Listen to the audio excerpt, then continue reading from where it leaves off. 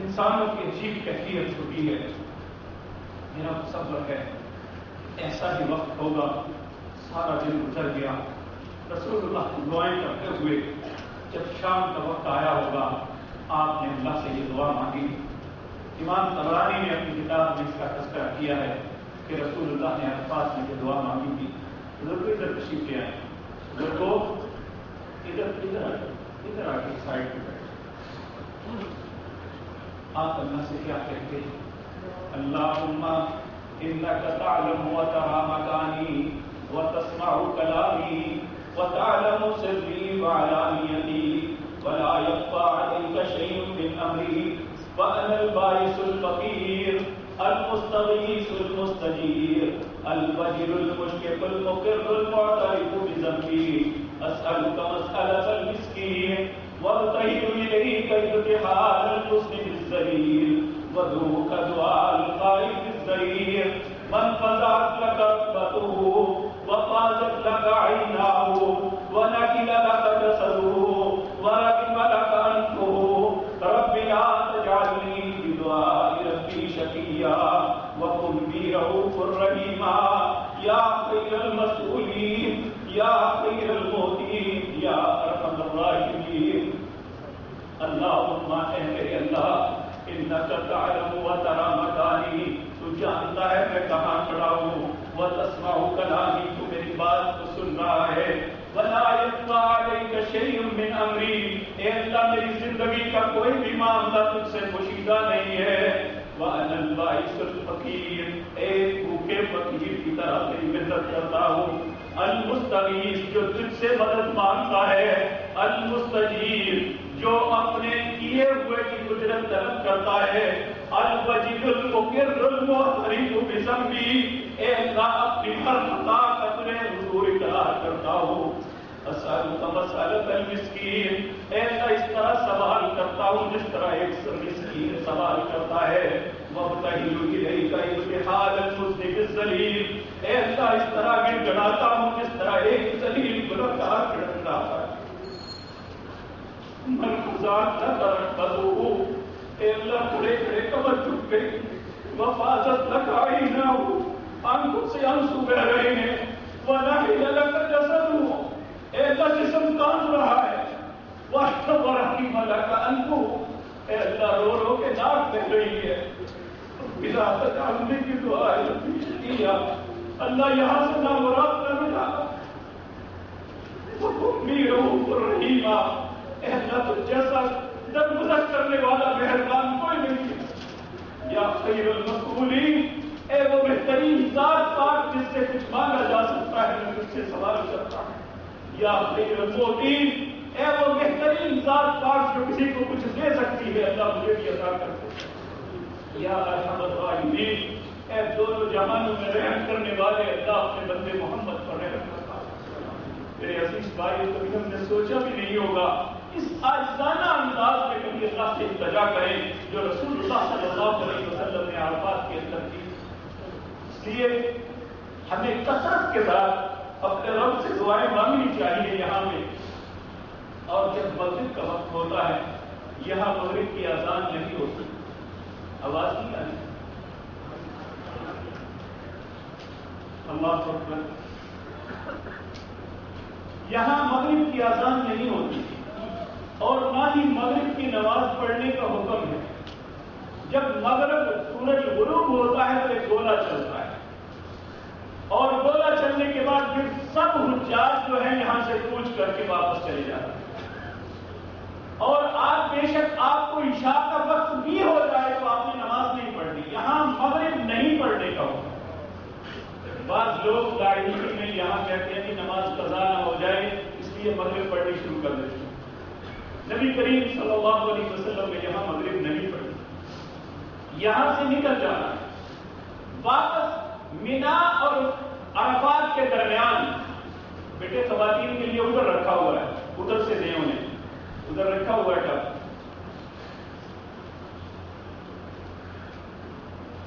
مزدلفہ ایک میدان ہے عرفات اور مینا کے درمیان، مزدلفہ، مینا میں بھی خیمے ہوں گے، عرفات میں بھی خیمے ہوں گے۔ مزدلفے میں کوئی خیمہ نہیں ہوگا، یہاں زمین پہ لیٹنا ہے۔ لیکن میرے پیارے بھائیوں، آپ اپنے خوبصورت گھروں میں، ایئر کنڈیشن کمروں میں، مخملی بستروں پہ کبھی زندگی میں اتنی خوبصورت نیند کا مزہ نہیں لیا ہوگا جتنا اللہ یہاں پہ مزہ دیتا۔ کیوں نہ دے انسان کے سر سے سارے گناہوں کا بوجھ اٹھا چکا ہو۔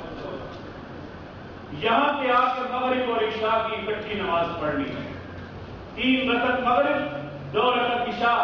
اس رات رسول اللہ نے تہجد بھی نہیں پڑھی۔ پھر جب رات کو یہاں گزارنا ہے زمین پہ، چٹائیاں بچھا لیں، زمین پہ لیٹ جائیں، کنکروں پہ لیٹ جائیں، یقین مانیے اس سے بہتر نیند میں نے اپنی زندگی میں کبھی محسوس نہیں۔ اور اس رات کو اٹھ کے عبادت کرنا یہ رسول اللہ کے طریقے میں نہیں ہے۔ بعض لوگ عبادت کرتے ہیں جو کہ بڑی نیک رات ہے، اس رات آرام کرنے کا۔ اگر کچھ خواتین و حضرات جو بیمار ہیں یا تکلیف زدہ ہیں یا ضعیف ہیں، وہ رات نہیں گزار سکے، تو ام سلمہ رضی اللہ تعالی عنہا انہیں رسول اللہ نے نماز کے بعد عشاء، مغرب اور عشاء پڑھنے کے بعد اجازت دے دی تھی آپ رات کو مینا چلے جائیں۔ ایسے مرد و خواتین جو حضرت ام سلمہ تھوڑا سا ان کا جسم موٹاپے میں تھا، انہوں نے اجازت مانگی کہ ہم مینا میں خیمے میں چلے جائیں، آپ نے فرمایا چلے جائیں۔ لیکن جو تندرست ہیں انہیں چاہیے کہ رات کو یہاں گزاریں، فجر کی نماز یہاں پہ پڑھیں۔ ادھر ہو جائیں گے یا ادھر چلے جائیں، ادھر آ جائیں،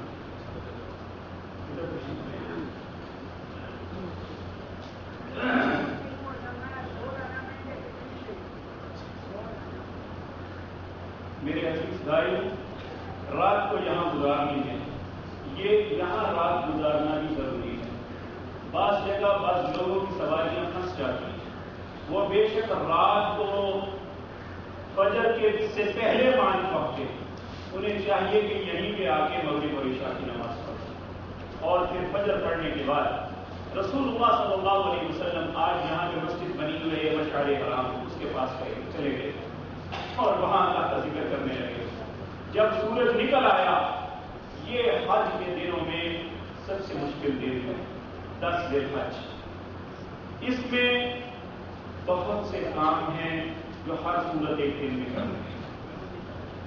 ان میں سب سے پہلا کام، اب یہاں یہ بات یاد رکھیں، 8 ذی الحج کو احرام باندھنے سے لے کر آپ تلبیہ مسلسل پکارتے آ رہے ہیں، دن ہے یا رات، لبیک اللہم لبیک لبیک لا شریک لک لبیک ان الحمد والنعمت لک والملک لا شریک لک۔ جمرات کو لائیں بھائی، جمرات کو لائیں۔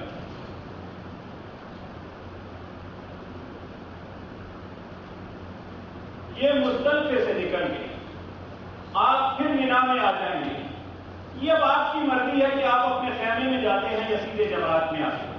لیکن اس سعودی حکومت نے مختلف کیٹیگریز بنا دی ہیں کہ فلاں مکتب کے لوگ جو ہیں ان کا یہ وقت ہے، جو وقت آپ کو دے اس کے مطابق آپ اپنے خیموں میں چلے جائیں۔ تو اپنے خیموں سے نکل کے پہلے دن کا وقت متعین نہیں ہوتا، جب مرضی آپ آئیں۔ دوسرے 11، 12 اور 13 کا وقت متعین ہوتا ہے۔ تو اس میں سب سے پہلا عمل جو 10 ذی الحج کو کرنا ہے وہ یہ ہے، یہ 3 جمرات ہیں۔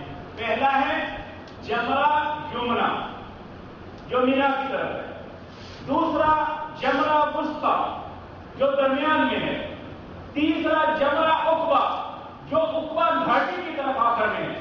جب آپ مینا کی طرف سے آئیں گے، پہلے کو بھی چھوڑ دیں گے، یہ لمبی دیوار ہے، تقریباً 70 میٹر لمبی دیوار ہے، یہ پہلا ہے۔ اس کے بعد دوسرا آئے گا، اس کے بعد تیسرا آئے گا، پہلے کو بھی چھوڑ دینا ہے، دوسرے کو بھی چھوڑ دینا ہے، تیسرے کے پاس جب آنا ہے تو اس کو 7 کنکریاں مارنی ہیں، 7 کنکریاں، اور یہ کنکریاں آپ مزدلفہ میں بھی اکٹھی کر سکتے ہیں اور مینا میں بھی اکٹھی کر سکتے ہیں۔ ایک بندے کے لیے 70 کنکریاں اکٹھی کرنی ہیں، اور ان کنکریوں کا سائز چنے کے دانے سے بڑا نہیں ہونا چاہیے۔ بعض لوگ بڑے روڑے پکڑ لیتے ہیں اور جوتے تک اٹھا کے مارتے ہیں، یہ گناہ ہے۔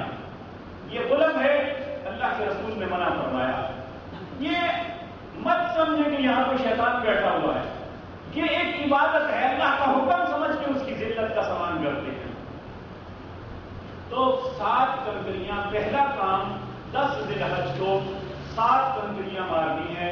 اور کنکریوں کے معاملے میں یہ بات یاد رکھیں کہ آپ خود بھی مار سکتے ہیں اور اپنی جگہ دوسرے کو بھی مقرر کر سکتے ہیں. مثلاً ایک شخص ضعیف ہے یا بیمار ہے یا ایک خاتون اس کے لیے کوئی پرابلم ہے تو وہ اپنی جگہ پہ دوسرے کو وکیل بھی مقرر کر سکتا ہے.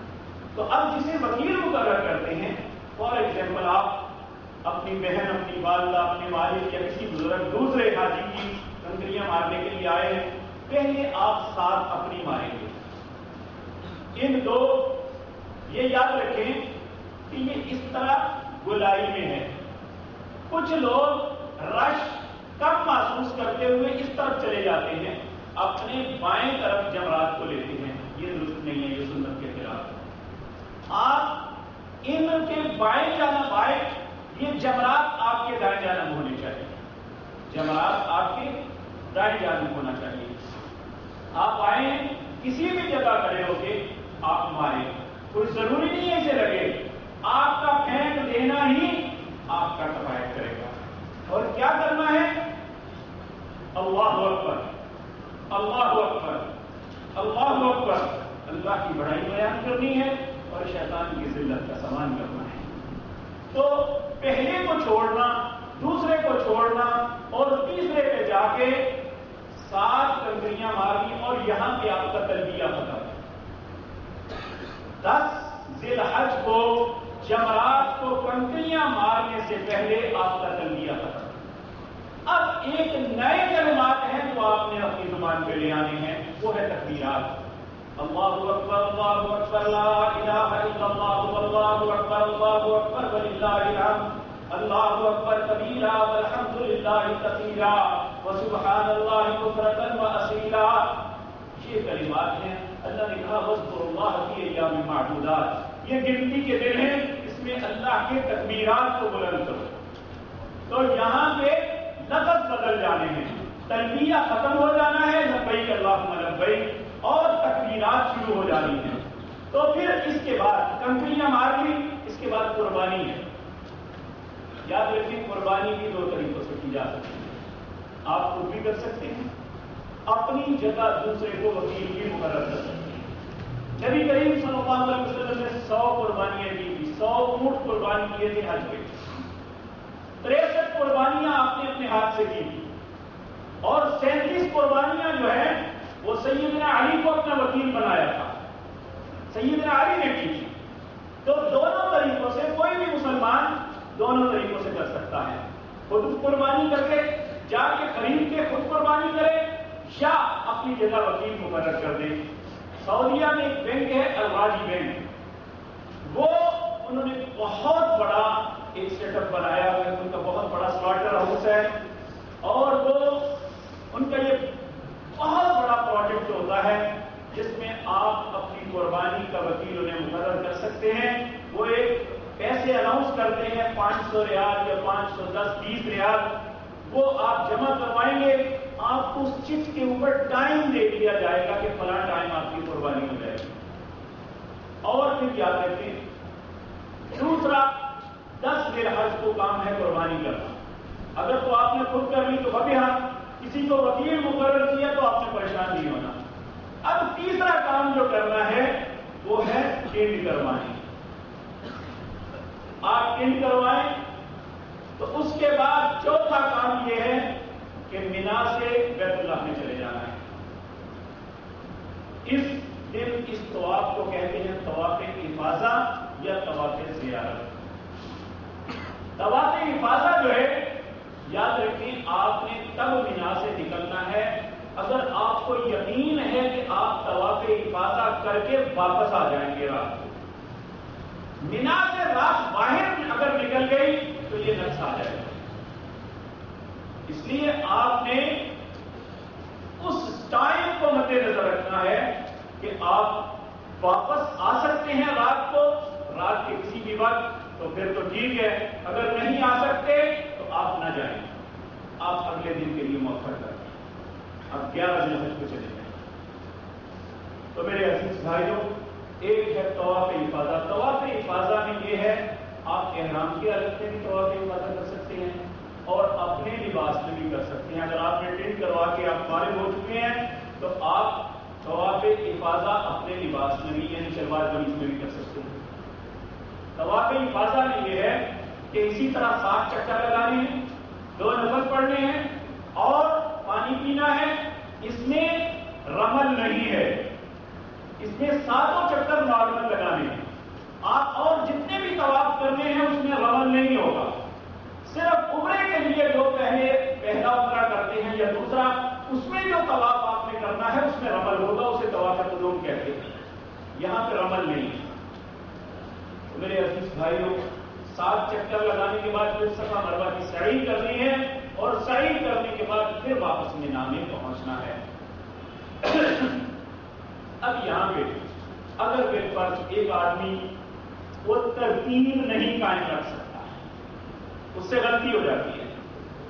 مثلا وہ یہاں مینا میں آنے کے بجائے سیدھا جا کے طواف افاضہ کر کے پھر واپس آ کے تو کنکر مارتا ہے. ایسا ہوا, رسول اللہ صلی اللہ علیہ وسلم سے ایک بندے نے عرض کیا, یا رسول اللہ صلی اللہ علیہ وسلم, میں نے کنکر نہیں مارے, قربانی کر بیٹھا ہوں. آپ نے فرمایا اب کنکر مار لو, کوئی حرج نہیں. ایک نے کہا میں پہلے طواف کر لیا ہے, دوسرے کام ابھی نہیں کیے. آپ نے فرمایا اب کر لو, کوئی حرج نہیں ہے. یعنی اس کام کی ترتیب میں اگر کوئی معاملہ آگے پیچھے ہوتے ہوئے آپ کو آسانی ملتی ہے تو آپ کر سکتے ہیں. اور بعض لوگ بعد میں کوئی باتیں نہیں, ہمیں پتہ ہی نہیں ہماری قربانی ہوئی ہے کہ نہیں. بالکل گھبرانے کی ضرورت نہیں. اللہ کے رسول صلی اللہ علیہ وسلم نے اجازت دی کہ آپ کر سکتے ہیں.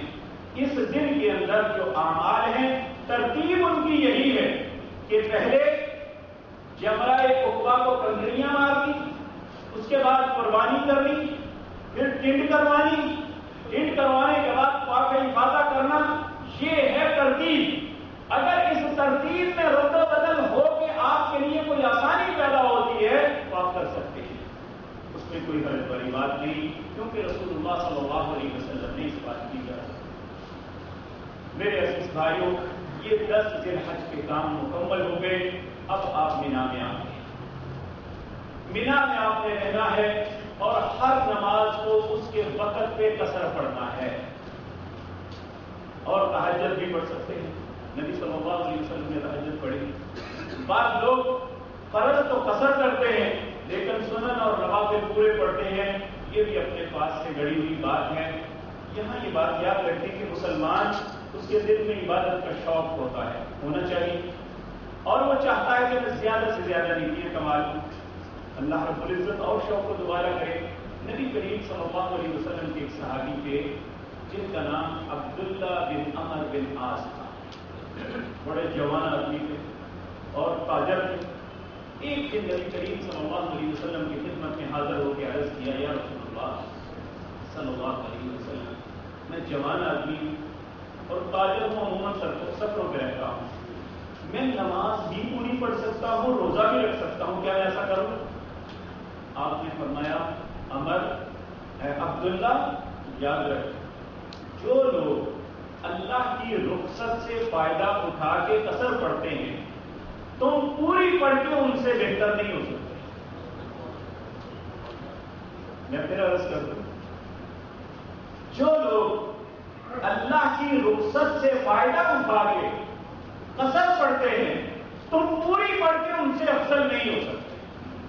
انہوں نے اللہ کی رخصت سے فائدہ اٹھا لیا. اس لیے یہ میں پورے کانفیڈنس کے ساتھ کہہ رہا ہوں کہ اللہ کے نبی نے قصر نماز پڑھی تھی. اگر کوئی شخص کہے کہ سیدنا عثمان نے پڑھی تھی, پہلی بات تو یہ میں نے عرض کیا کہ قول ضعیف ہے, لیکن بالفرض اگر سیدنا عثمان نے پڑھی بھی تھی تو میں آپ سے سوال کرتا ہوں ایک مسلمان کی حیثیت سے, ایک طرف سیدنا عثمان بات کریں اور دوسری طرف حکم دے رسول اللہ کا, آپ کس کو ترجیح دیں گے؟ اگر میں اور سیدنا عثمان ہوں تو میں نے سیدنا عثمان کے جوتے کے نیچے آنے والے ذرے سے بھی بدتر ہوں. آپ مجھ سے بہت بہتر ہیں. لیکن اگر دیکھیں ساری دنیا سیدنا عثمان جیسی بلندر ہو جائے تو نبی کریم کا مقابلہ نہیں ہے۔ اللہ نے جو کرائٹیریا دیا ہے عبادت کا وہ کہا ہے لقد کان لکم فی رسول اللہ اسوۃ حسنہ، تمہارے لیے رسول اللہ کا طریقہ بہترین ہے۔ تو ہمیں رسول اللہ کے طریقے کو اپنانا ہے۔ اللہ ہم سب کو توفیق عطا فرمائے۔ 10 ذی الحج کے بعد 11 ذی الحج ہے، ان کو کہتے ہیں ایام تشریق۔ ایام تشریق میں یہ پہلا دن ہے، یوم النحر تھا 10 ذی الحج، یوم النحر تھا قربانی کا دن، اور یہ ایام تشریق ہے۔ اور یہاں پہ یاد رکھیں جو سرکاری حج کے لیے جا رہے ہیں اور انہوں نے قربانی کے پیسے جمع کروا دیے ہیں، ان کی قربانی 10 کو نہیں ہوگی، 11 کو ہوگی۔ ان کی قربانی 11 کو ہوگی، 10 کو نہیں ہوگی۔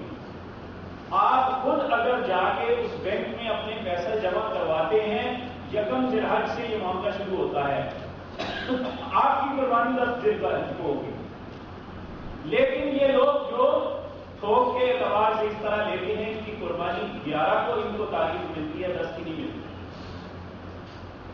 تو بالفرض اگر ایسا بھی ہو جائے آپ الگ سے 10 کو نہیں بھی قربانی کرتے تو آپ دوسرے امور 10 کو کریں، قربانی کی 11 کو ہوتی رہے گی۔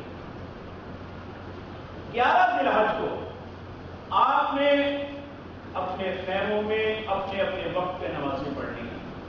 اور یہاں یاد رکھیں کہ لوگ سمجھتے ہیں کہ ہم اس سے فارغ ہو گئے ہیں، پھر جو گپیں شروع ہوتی ہیں کاروبار کی، اپنے معاملات کی، لوگ کوئی توجہ نہیں دیتے، بلکہ چلنا پھرنا یہ سب کچھ شروع ہو جاتا ہے۔ حالانکہ اللہ نے کہا ہے وَاذْكُرُوا اللَّهَ فِي أَيَّامٍ مَّعْدُودَاتٍ، یہ گنتی کے دن ہیں، محدود دن ہیں، اس میں اللہ کا ذکر کثرت کے ساتھ کریں۔ آپ قرآن کی تلاوت کریں اپنے خیموں کے اندر، تکبیرات پڑھیں، ویسے اللہ کا ذکر کریں، اپنے گناہوں کے استغفار کریں۔ لیکن جب سورج نصف النہار سے ڈھل جائے تو پھر آپ نے ایک کام کرنا ہے، جو بھی آپ کو وقت دیا جائے گا کہ آپ نے پھر جمرات پہ آنا ہے۔ یہ جمرات کی اس کی 5 منزلیں ہیں۔ آپ کے خیمے سے آپ کا رستہ متعین ہوگا، سڑک کے دونوں اطراف میں جالی لگی ہوگی، آپ اس روڈ سے ادھر ادھر نہیں ہو سکتے۔ آپ کا روڈ آپ کو سیدھا جمرات پہ لے کے جائے گا، اور یہ جو انہوں نے آپ کے لیے تعین کیا ہے، آپ نے فرسٹ گراؤنڈ فلور پہ جانا ہے، فرسٹ پہ جانا ہے، سیکنڈ پہ، تھرڈ پہ، فورتھ پہ، یہ پتہ نہیں، جو بھی ہوگا آپ نے اس فلور پہ چلے جانا ہے۔ یہ ہے پہلا جمرہ۔ اس جمرے کو پہلے 7 کنکریاں مارنی،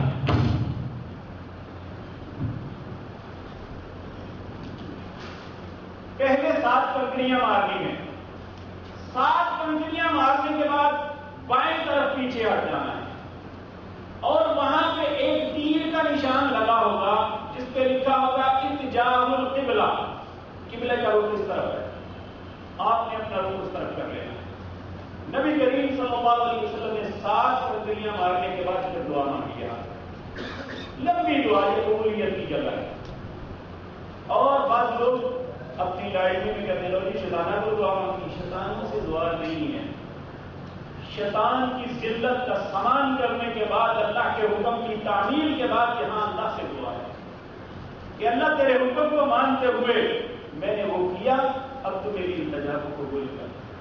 نبی کریم صلی اللہ علیہ وسلم یہاں دعا مانگی، پھر جب آپ یہاں سے دعا مانگ کے فارغ ہوئے تو آگے چلے، پھر یہ دوسرا جمرہ آئے گا، اس کے اوپر بھی 7 کنکر مارنے، 7 کنکر مار کے پیچھے ہٹ کے پھر جہاں تیر کا نشان ہوگا وہاں دعا مانگی۔ پھر جب آپ اس سے آگے چلیں گے تو یہ تیسرا آئے گا، اس میں 7 کنکر مار کے پیچھے نہیں ہٹنا، آپ نے یہاں پہ پلٹ کے واپس اپنے خیمے کی جانب چلے جانا ہے۔ یہ 11 ذی الحج کو نمازوں کے علاوہ ایک عمل ہے جو آپ نے کرنا ہے۔ یہ 7 پہلے دن ماری 10 کو، 21 دوسرے دن ماری، کتنی ہو گئی؟ 28۔ اب اگلا دن آیا 12 ذی الحج۔ 12 ذی الحج کو پھر اسی طرح آپ نے کرنا ہے، ظہر کی آذان سے لے کے پیچھے ہٹ کے دعا کرنی ہے، پھر ساتھ اس کو مارنی ہے، پھر پیچھے ہٹ کے دعا کرنی ہے، پھر ساتھ اسے مارنی ہے، پھر پلٹ کے واپس اپنے خیمے میں آ جانا ہے۔ یہ کتنی ہو گئی؟ 1 کم 50، 35 اور 21، 1 کم 28 اور 21، 1 کم 50، یہ آپ نے ماری۔ اب 12 تاریخ کو اجازت ہے، اللہ قرآن میں سورۃ بقرہ میں فرماتے ہیں فَمَن تَعَجَّلَ فِي يَوْمَيْنِ فَلَا إِثْمَ عَلَيْهِ، اگر 2 دن کے بعد انسان پلٹ کے واپس آ جاتا ہے تو اس پر کوئی گناہ نہیں، اس کا حج پورا ہے۔ لیکن 12 تاریخ کو مغرب کی اذان سے پہلے اگر آپ مینا سے نکل جاتے ہیں تو آپ بالکل فارغ ہیں، آپ کا حج مکمل ہے۔ اگر 12 تاریخ کو آپ مینا کے اندر ہیں تو اذان مغرب ہو گئی تو پھر آپ باہر نہیں نکل سکتے، پھر آپ کو 13 کا دن مکمل کرنا ہوگا، پھر 13 ذی الحج کو پھر اسی طرح کنکریاں مارنی ہیں، 7 کنکریاں مارنی، دعا مانگنی، پھر 7 مارنی، پھر دعا مانگنی، پھر 7 مار کے واپس پلٹ کے اپنے خیمے میں جا کے آپ فارغ ہیں، آپ کا حج مکمل۔ وَمَن تَأَخَّرَ فَلَا إِثْمَ عَلَيْهِ، جو مؤخر کرتے ہوئے رسول اللہ 13 تک رہے، لیکن اگر عموماً لوگ 12 کو نکل آتے ہیں تو اس کے حج میں کوئی کمی نہیں ہوگی۔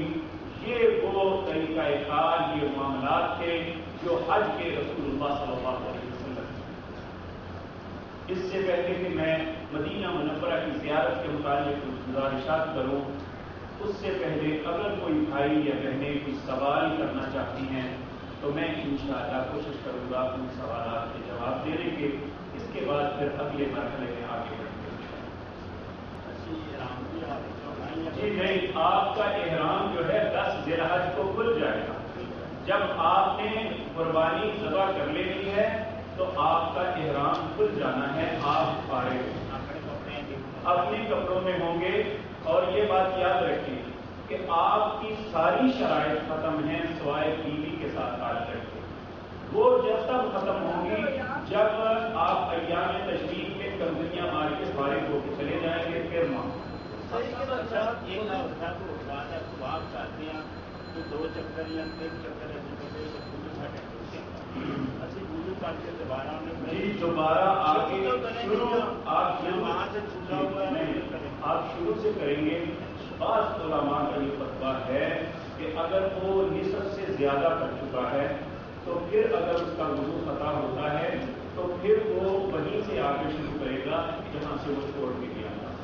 اگر یہاں پہ بھجن 1 منٹ یہاں پہ یہ بات ذہن میں رکھیں، آپ طواف کر رہے ہیں، طواف کے دوران نماز کا وقت ہو جاتا ہے اور آپ کو وہیں پہ اپنا طواف یا سعی چھوڑنی پڑتی ہے تو آپ وہیں پہ چھوڑ دیں، وہیں پہ چھوڑ دیں اور آپ اپنی نماز کو ادا کریں۔ نماز کے بعد جہاں سے طواف آپ نے چھوڑا تھا وہیں سے کنٹینیو کریں۔ صحیح کے دوران وضو کا ہونا ضروری ہے؟ جی صحیح کے دوران وضو کا ہونا ضروری نہیں ہے، اگر وضو نہیں ہوتا تب بھی صحیح درست ہو گیا۔ جن کی اجازت نہیں کہنا کو نہیں ہے سرکاری سے جمع کروائے ادھر وہ احرام کا وہ احرام 10 کو ہی کھول دیں گے اگر وہ احتیاطاً۔ یہ یاد رکھیں احرام تب اس کے لیے ضروری ہے اگر وہ طواف افاضہ کے لیے نہیں گیا، وہ 11 یا 12 کو جاتا ہے تو پھر وہ طواف کر کے احرام کھولے گا، پہلے نہیں کھولے گا۔ جی بھائی عمرہ ہو سکتا ہے، طواف نہیں ہو سکتا۔ طواف ویسے کسی کے لیے کریں، اپنے لیے کریں اور دعا اس کے لیے کریں۔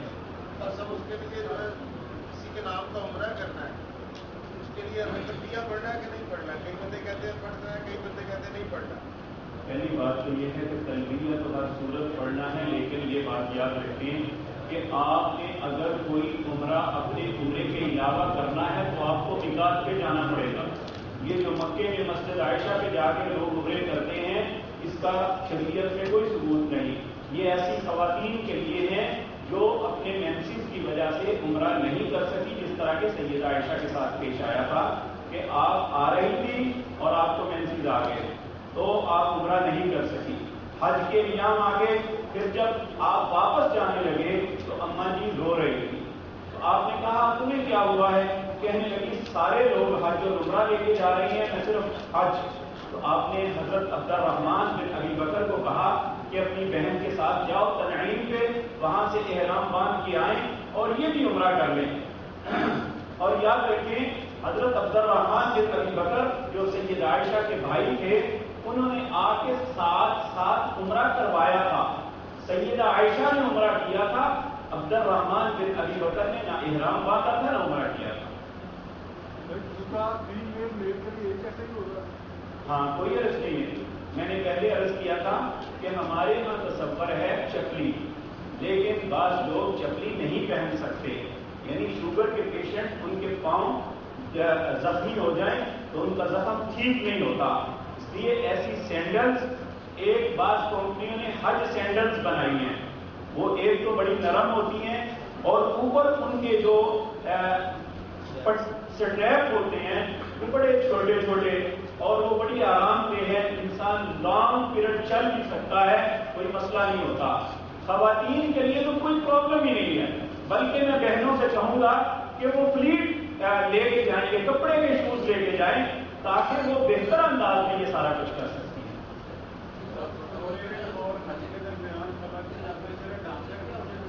جی حج کے دوران صرف احرام کے دوران خواتین اپنے چہرے کو نہیں ڈھانپیں گی۔ اب بعض لوگ کہتے ہیں کیونکہ اب ہر جگہ رش ہے اس لیے ڈھانپنا چاہیے، لیکن سید عائشہ کی جو روایت ہے اس میں یہ بات ہے جب ہم لوگوں کے سامنے جاتی تو اپنے پلو کو اس طرح سامنے کر لیتی، اس کا مطلب ہے اس وقت بھی ایسا نہیں تھا، یہ ایک آزمائش سمجھ لیں، لیکن ایک طواف یا دوسرے حج کے عوامل کے علاوہ خواتین کو عام مردوں میں نہیں آنا چاہتے۔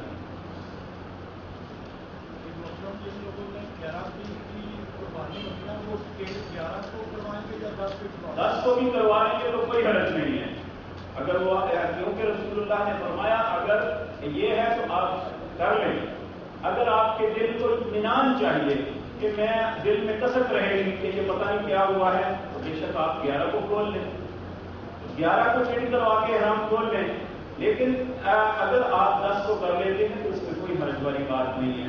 دوسرا طریقہ یہ بھی ہو سکتا ہے اگر آپ کے پاس استطاعت ہے تو 500 ریال 13,000 14,000 کوئی رقم نہیں ہے، آپ وہاں جا کے جمع کروا دیں، آپ کی پہلے دن کی قربانی ہو جائے گی۔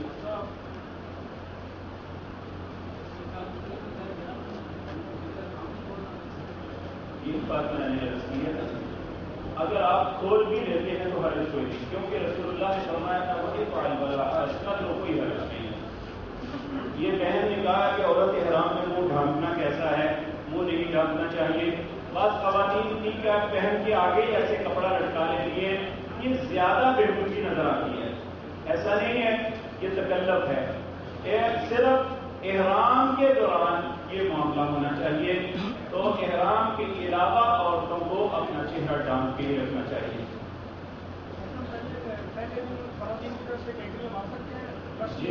جی میں ایک بات عرض کروں کہ پہلے جو کیفیت ہوتی تھی اب نہیں ہے، آپ خواتین کو ساتھ لے کے جائیں کوئی مسئلہ نہیں پیدا ہوتا، یہ بات یاد رکھیں۔ اگر آپ کی خواتین بیمار نہیں ہیں، ضعیف نہیں ہیں، تو پھر میں اللہ کا واسطہ دے کے آپ کو کہتا ہوں کہ اتنی آسانی ہے بندریاں مارتے وقت کہ آپ سوچ بھی نہیں سکتے کہ یعنی طواف میں ممکن ہے کوئی عورت سے ٹچ ہو جائے، اس میں ٹچ نہیں ہو سکتا۔ بھائیجن آپ جائیں نا، آپ کے کھانے کا بندوبست ہے، ظہر کی نماز پڑھیں گے انشاءاللہ، 12:30 بجے اذان ہوتی ہے، 1:45 بجے جماعت ہوگی، نماز کے بعد پھر آپ کے لیے کھانا ہے، اور اس کے بعد زیارت مدینہ کے متعلق جو رسول اللہ صلی اللہ علیہ وسلم کے فرامین ہے وہ آپ سے عرض کروں گا، تو انشاءاللہ آپ جلدی نہ کیجیے گا۔ انشاءاللہ نماز کے بعد آدھے سے پونے گھنٹہ میں یہ سارا پروگرام کلوز کریں گے۔ یہ سوالات اس لیے ہیں کہ ممکن ہے کسی بھائی کو جلدی بھی ہو۔ 10 ذی الحج کو کیا خواتین بھی اپنے بال کاٹیں گی؟ ہاں انشاءاللہ ضرور کاٹیں گی، تبھی وہ حلال ہوں گی۔ کیا طواف زیارت کے بعد سعی کریں گے؟ بالکل طواف زیارت کے ساتھ سعی کرنی حج تمتع اور حج قران کے اندر لازم ہے، حج مفرد کے اندر نہیں ہے۔ احرام کی حالت میں موزے یا جوتا ڈال کر طواف کرتے، موزے یا جوتا ڈال کر طواف کر سکتے ہیں۔ ایسا جوتا جو آپ کے ٹخنوں سے نیچے ہے تو آپ وہ پہن سکتے ہیں، وگرنہ نہیں۔ موزے تو بالکل نہیں پہن سکتے۔ ہاں اگر موزے بعض بالکل چھوٹے چھوٹے موزے بنے ہوتے ہیں جو صرف نیچے پاک کو ڈالتے ہیں، اوپر نہیں ہوتے، وہ پہن کے کر سکتے ہیں۔ حائضہ عورت کے بارے میں بتائیں، درمیان احرام اگر ہو تو طواف کے دوران کیا کرنا چاہیے؟ دیکھیں، حائضہ جو ہے حج کے دوسرے سارے مناسک ادا کرے گی، حج کے سارے دوسرے مناسک ادا کرے گی، لیکن وہ صرف نماز نہیں پڑھے گی۔ نماز کے علاوہ جتنے مناسک ہیں وہ کرے گی۔ اور اگر طواف افاضہ ہے، طواف افاضہ کے لیے اگر تو ان کی فلائٹ لیٹ ہے، کچھ دنوں کے بعد ہے، تو وہ اپنی طہارت کا انتظار کرے، جب وہ پاک ہو جائے تو پھر وہ ذی الحجہ کے اندر کسی بھی دن یا ایام تشریق کے اندر کسی بھی دن وہ طواف افاضہ کر سکتی ہے، اس وقت تک وہ احرام کی حالت میں رہے گی۔ تو اگر بالفرض اس کی تاریخ واپسی کی جلدی ہے تو گورنمنٹ نے یہ فیسلٹی دی ہے کہ وہ اگر وہاں کے وزارہ کو اپلیکیشن دے کہ میں اس وقت اس حالت میں نہیں ہوں کہ طواف افاضہ کر سکوں تو مجھے وقت دیا جائے تو ان کی فلائٹ آگے ہو سکتی ہے۔ اگر بالفرض کوئی چانس نہیں ہے تو پھر علماء کا یہ فتویٰ ہے کہ وہ لنگوٹ باندھے اور اپنے آپ کو سنبھالے، سنبھالنے کے بعد پھر وہ طواف کے لیے جائے گی، طواف کرے گی، نماز نہیں پڑھے گی۔ 12 تاریخ کو تینوں جگہوں کو کنکریاں مارنے کے بعد شام سے پہلے واپس آ جائے تو 13 کی کنکریاں پوری کر جائے گا؟ جی نہیں، 13 کی کنکریاں آپ کو جو ہے نا وہ بونس مل گیا۔ ہاں جی، وہ آپ 49 کنکریاں ماریں گے تو آپ کا حج انشاءاللہ مکمل ہوگا۔ اس کی کوئی ریکارڈنگ کوئی کسی چیز میں اویلیبل مل جائے گی؟ ہاں، میرا خیال ہے یہ ریکارڈنگ ہی کر رہے ہیں، یہ میرا خیال ہے فیس بک پہ بھی آ جائے گی، چلے مل جائے گی، وہ کہتے ہیں۔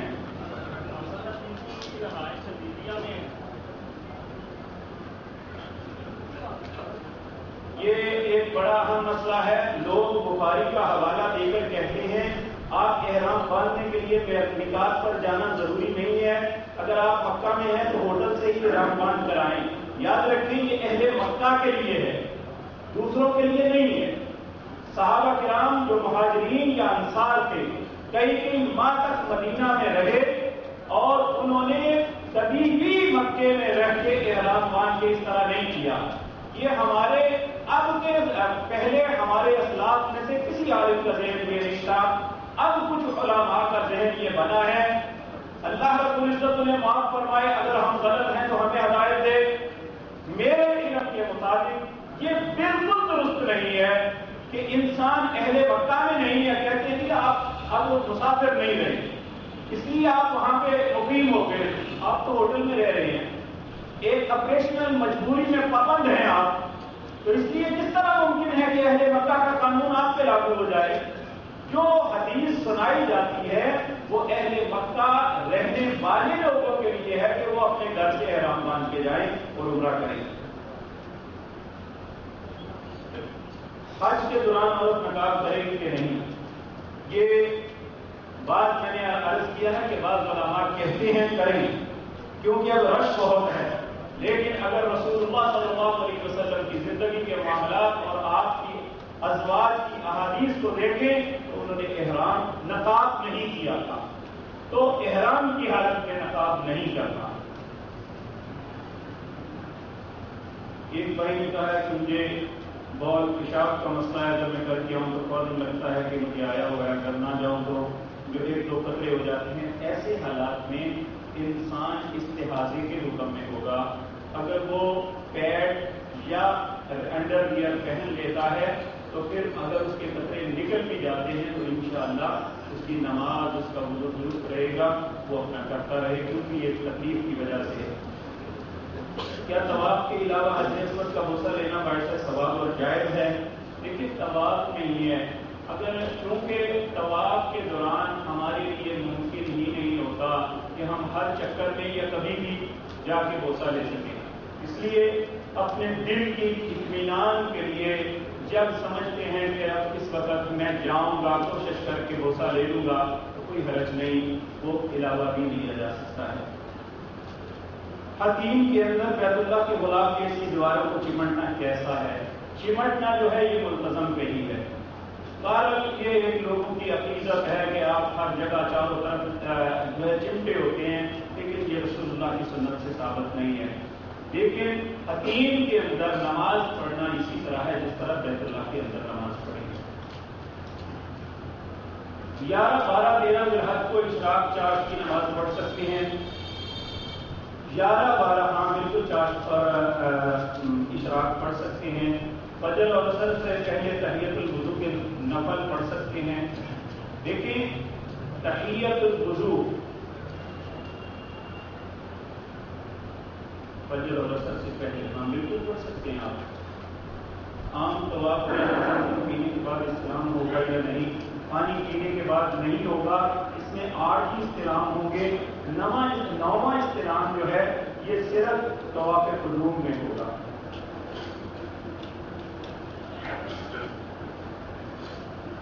تو قربانی ہم حج کے دنوں میں کرتے ہیں، کیا اس کے علاوہ ہمیں اپنی قربانی پاکستان میں یا وہاں کرنی پڑے گی؟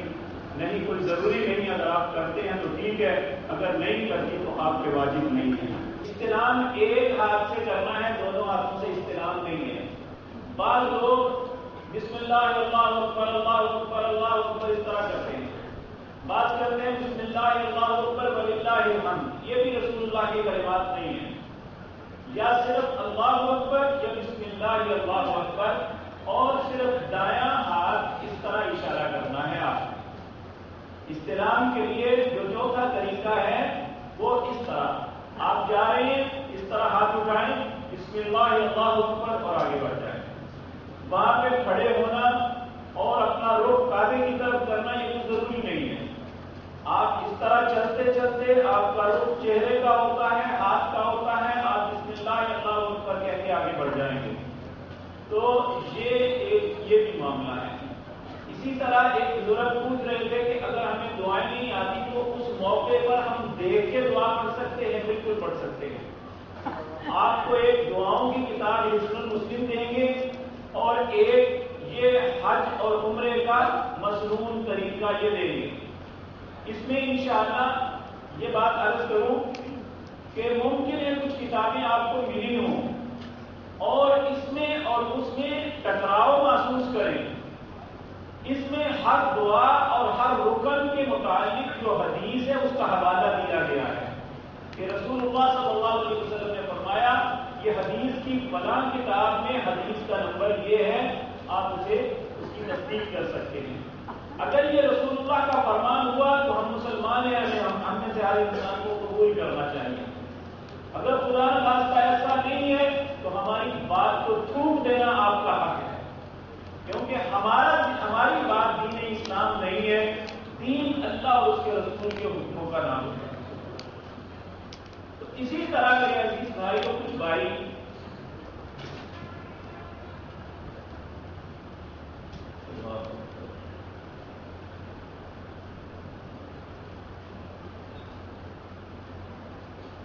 بھائی بات کر رہے تھے کہ ہماری فلائٹ سیدھا مدینہ منورہ ہے، تو مدینہ منورہ سے آتے ہوئے لازم ہے کہ ہم ذوالحلیفہ سے احرام باندھ کے آگے بڑھیں۔ اور کچھ بھائی پوچھ رہے ہیں کہ اگر ہم وہاں رہتے ہوئے جو 8 یا 9 دن ہم نے مدینہ منورہ میں گزارنے ہیں، کیا ہم ان دنوں مکہ آ کے عمرہ کر سکتے ہیں؟ کرنے میں کوئی حرج نہیں ہے، لیکن 2 باتیں یاد رکھیں۔ ایک تو آپ کے ڈاکومنٹ آپ کے پاس نہیں ہیں، بیٹے کوئی چیز پیچھے نہیں رکھنی، سب تقسیم کرو۔ دیر کیوں کرتے ہو؟ کیوں بیٹے پیچھے کھڑے ہیں؟ اٹھاؤ بیٹے جلدی سے دوستوں.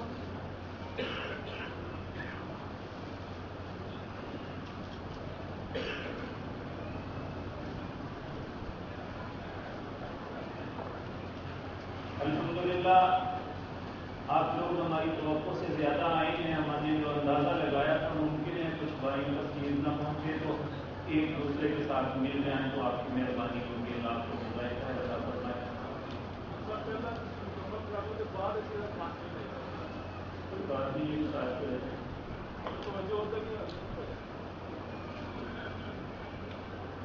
مدینہ منورہ میں آپ مکے میں آتے ہیں تو ایک تو رستے میں 3-4 جو ہیں یہ لگے ہوتے ہیں چیک پوسٹ. اگر آپ کے پاس کاغذ نہیں ہے تو آپ کو گزرنے نہیں دیں گے. اگر آپ کمرشل گاڑی پہ وہاں بیٹھنا چاہتے ہیں تو جب تک آپ کا پاسپورٹ یا اقامہ نہیں ہے تب تک آپ کو ٹکٹ نہیں ملے گا. اگر آپ پرائیویٹ گاڑی پہ جاتے ہیں تو ممکن ہے آپ کو اتار کے پرائیویٹ گاڑی کو بھیج دیں اور وہاں پہ آپ کو سواری بھی نہیں ملے گی. اس لیے اگر آپ کے کوئی عزیز و اقارب ہیں تو وہ آپ کو لے آئیں تو الگ بات ہے. لیکن آپ کمرشل گاڑی پہ ممکن نہیں ہے آپ کا مکہ مکرمہ آ کے واپس جانا. اس لیے آپ جو ہے اگر مدینہ منورہ میں آئے ہیں تو آپ اللہ کی توفیق سے ولی کریں اور یہ سارے معاملے کریں. اب آتے ہیں زیارت مدینہ کی طرف. یہ بات میرے عزیز بھائی یاد رکھو, ہم اللہ کے نبی سے جتنی بھی عقیدت رکھے کم ہے. اور آپ جس شہر میں رہتے تھے مدینہ منورہ اس سے بھی جتنی عقیدت رکھے کم ہے. لیکن اس حقیقت سے کوئی انکار نہیں کر سکتا کہ حج صرف مکے میں ہے, حج مدینے میں نہیں. مدینے کی زیارت کرنا باعث ثواب ہے. نبی کریم صلی اللہ علیہ وسلم نے فرمایا لا تشد الرحال, نیکی کی نیت سے سفر کرنا حرام ہے 3 جگہوں کے علاوہ. سب سے پہلی مکہ مکرمہ بیت اللہ, نمبر 2 مسجد نبوی, نمبر 3 بیت المقدس. یہ 3 جگہ پہ جانا ثواب ہے اور یہاں پہ سفر کرنا یہ مقدس سفر ہے. اب ہم نے حج یا عمرہ کیا تو مدینے جانا حج یا عمرے کا حصہ نہیں ہے. لیکن اگر کوئی انسان جا کے بھی نہیں جاتا تو یہ بدقسمتی ہوگی. وہاں جانا چاہیے. نبی کریم صلی اللہ علیہ وسلم جب ہجرت کر کے مدینہ منورہ گئے تو آپ نے پھر اس وقت اللہ سے دعا مانگی, اے اللہ میرے باپ ابراہیم نے مکے کی برکت کے لیے تجھ سے دعا مانگی, اے اللہ میں تجھ سے مدینے کی برکت کے لیے دعا مانگتا ہوں. اے اللہ تو مکے سے دگنی برکت یہاں پہ عطا فرما دے. نبی کریم صلی اللہ علیہ وسلم جب آپ کے پاس کوئی پھل کوئی چیز کوئی ایسی آتی مدینہ منورہ میں آپ اس کے لیے دعا کرتے ہیں, اللہم بارک لنا فی ساعنا و مدنا. سا اور مد یہ پیمانے تھے جس میں چیز کو تول کے دیا جاتا تھا, جنہوں سے زبانیں ٹوپا گئی ہیں. اللہ ہمارے سا اور مد میں برکت عطا فرما. وفی ثمرنا, اے اللہ ہمارے پھلوں میں برکت عطا فرما. اے اللہ ہمارے رزقوں میں برکت عطا فرما. اور اللہ نے مدینے میں بڑی برکتیں عطا کی ہیں. اسی طرح رسول اللہ صلی اللہ علیہ وسلم نے ایک دعا مانگی, اے اللہ میرے باپ نے مکہ کی حرمت کے لیے تجھ سے دعا مانگی, اے اللہ میں مدینے کی حرمت کے لیے تجھ سے دعا مانگتا ہوں. جس طرح مکے کے اندر حضور حرم ہے, یعنی چاروں طرف ایک ایسی جگہ ہے جسے حضور حرم کہتے ہیں, یہ حرمت والی جگہ ہے. وہاں درخت تک نہیں, گھاس تک نہیں کاٹ سکتے, حتیٰ کہ کسی پرندے کو نہیں اڑا سکتے. بعض لوگ کبوتروں کے پیچھے بھاگ کے بھگاتے ہیں انہیں. حضور حرم کے ساتھ اندر یہ کرنا گناہ ہے. کسی گری پڑی چیز کو نہیں اٹھا سکتے سوائے اس بات کے کہ آپ نے اعلان کرنا ہے کہ جس کی ہے اسے مل جائے. گری ہوئی چیز کو بھی نہیں اٹھا سکتے.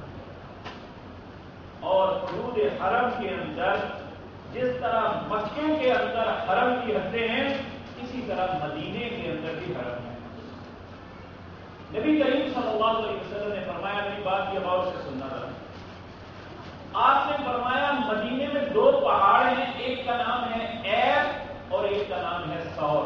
ایک سور مکے میں ہے, وہ جبل السور ہے, یہ جبل سور ہے. کہا ایب اور سور کے درمیان مدینہ حرم ہے. جس طرح مکے میں حرمت والی کوئی بات اس کی حرمت کے خلاف نہیں کی جا سکتی, اسی طرح مدینے کے اندر بھی نہیں کی جا سکتی. آپ نے فرمایا ایب اور سور کے درمیان مدینہ حرم ہے. جو شخص مدینے میں آئے وہ 2 کام نہ کرے. پوچھا اللہ کے رسول 2 کام کون سے نہیں کرتی؟ آپ نے فرمایا نہ خود کوئی ایسا کام کرنا ہے جو بدعت ہے, اور نہ کسی بدعت کرنے والے کی حمایت کرنی ہے. اور جس شخص نے مدینے میں آ کے کسی بدعت کا ارتکاب کیا, مدینے کے اندر آ کے کوئی بھی غلط کام کیا جو اسلام کے منافی ہے, نبی پاک صلی اللہ علیہ وسلم نے فرمایا فَعَلَيْهِ لَعْنَةُ اللَّهِ وَالْمَلَائِكَةِ وَالنَّاسِ أَجْمَعِينَ, اس پہ اللہ کی, فرشتوں کی اور پوری مخلوق کی لعنت پڑے گی.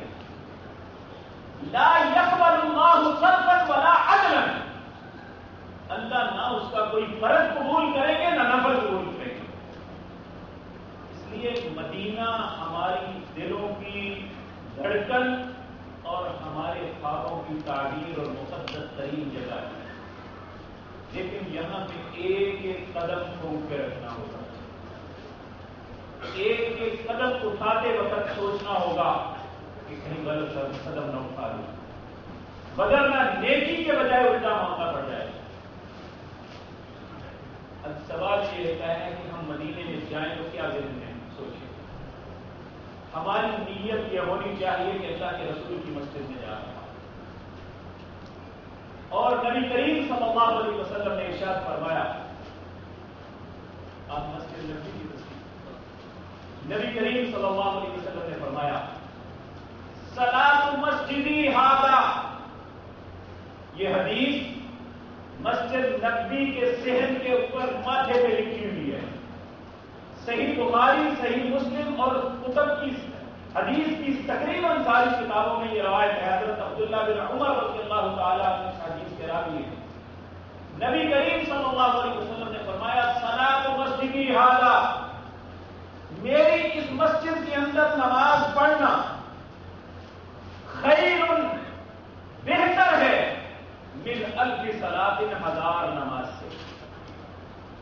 ہم ایک معروف بات سنتے ہیں کہ مسجد نبوی میں 50,000 نمازوں کا ثواب ملتا ہے. یہ رسول اللہ کا فرمان نہیں ہے. رسول اللہ کا فرمان یہ ہے صلاۃ مسجدی ھذا, میری اس مسجد کے اندر نماز پڑھنا خیر, بہتر ہے من الف صلاۃ, 1000 نماز پڑھنے سے بہتر ہے. اور بیت اللہ میں نماز پڑھنا میری مسجد سے 100 گنا زیادہ بہتر ہے. یعنی وہاں نماز پڑھنا 100 گنا 100,000 سے بہتر ہے. اب یہاں جا کے کیا کرنا ہے؟ پہلی بات تو یہ کہ مسجد نبوی میں نماز پڑھنا 1000 نماز. ایک بات معروف ہے کہ یہاں 40 نمازیں پڑھنی, یہ رسول اللہ کا فرمان نہیں ہے.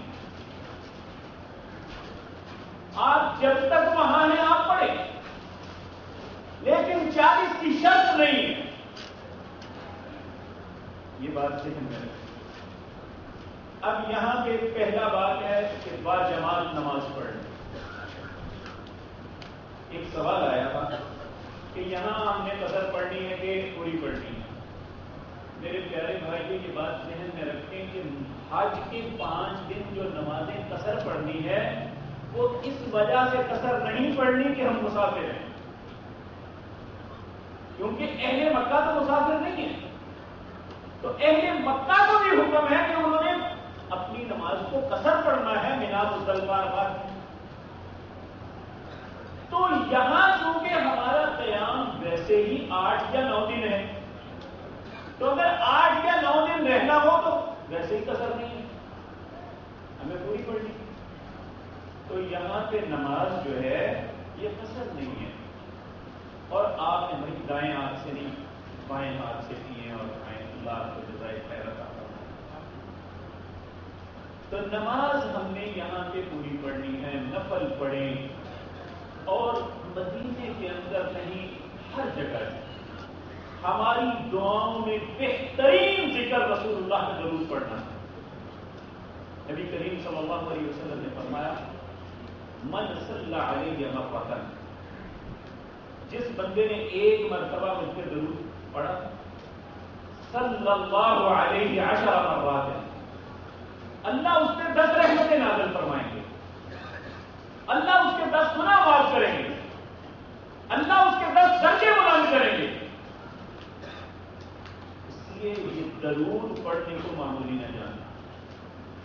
ان اللہ و ملائکتہ، میں بتاتا ہوں، آپ سوال بعد میں۔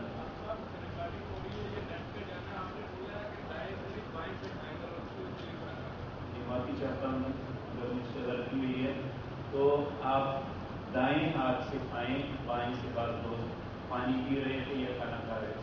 جزاکم اللہ خیر جی، اللہ آپ کو جزائے خیر عطا فرمائے۔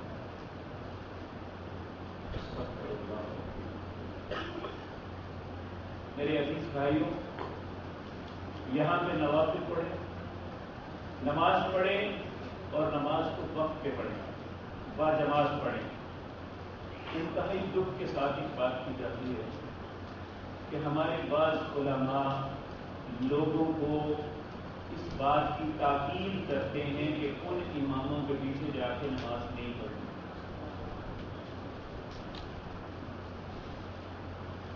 میرے پیارے بھائیوں، یہ بات ذہن میں رکھیں، اس بات سے قطع نظر کہ وہ کیا ہے اور ہم کیا ہیں۔ میں آپ سے ایک سوال کرتا ہوں، میں اگر آپ کو نماز پڑھا رہا ہوں، آپ نماز پڑھ رہے ہیں، میں خطا کار ہوں، میری خطا کا آپ پہ کیا بوجھ ہے؟ اگر میں غلط ہوں، میری غلطی کا آپ پہ بوجھ کیا ہے؟ کہ غلط میں ہوں، نماز آپ کی نہیں ہوگی، یہ تو ویسے ہی عقل کے خلاف ہوگا۔ تو جہاں تک بات ان کی ہے، اللہ شاہد ہے کہ آپ حرم کے اماموں سے لے کر کسی عام بندے کے ساتھ مل کے دیکھیں، اگر کسی انسان کے پاس بیٹھ کے خدا یاد آتا ہے تو ان علماء کے پاس بیٹھ کے آتا ہے۔ یقین جانیے کہ آپ ساری زندگی یہاں پہ نمازیں پڑھتے ہیں، کبھی کسی امام کو نماز میں بلک کے روتے ہوئے دیکھا ہے؟ روتے ہیں اپنے رب کے سامنے، ان کی ہچکیاں بنتی ہیں۔ اور یاد رکھیں، ہر کام ہو سکتا ہے، ہر کام میں ایکٹنگ ہو سکتی ہے، اور رونے میں ایکٹنگ نہیں ہو سکتی۔ یہ اگر دل میں خوف خدا ہوگا تو رونا آئے گا، بدلنا یہ بات نہیں۔ اور یاد رکھیں، اللہ علیم و قدیر ہے، ہر چیز جانتا بھی ہے۔